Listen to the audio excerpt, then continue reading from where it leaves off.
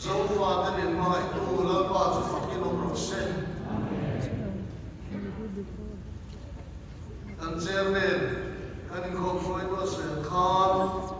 anh chỉ xin làm sao anh am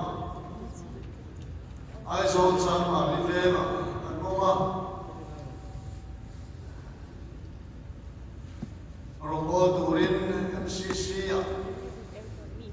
Rongol turin tuhan ni saudi khan, kalau kita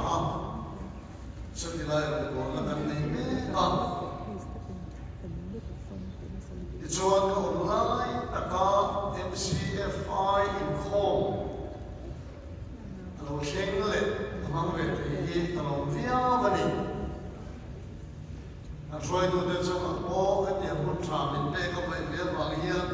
và tiền mình lỏng thủ có cần xây được có con và tiền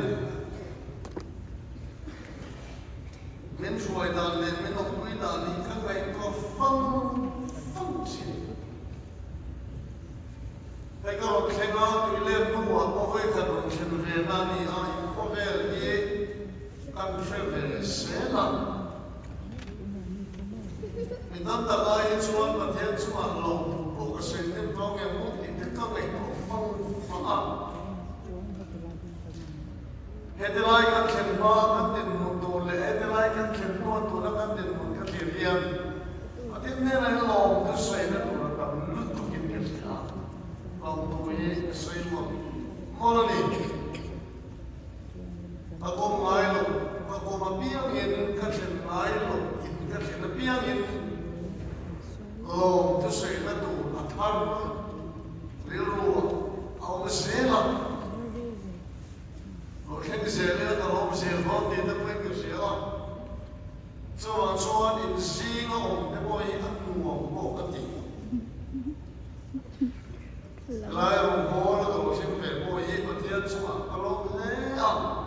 Ila ako yan luto. Asay mo, morali. Isuwani miniswamle kung kakaireli, ani ang bangin katsay kalero, katsay ngako, kuranga, kasay luto. Pero niya nagiyama mo, USA, Amerikano niya, hindi niya ama mo, ite. Kamay po, masay,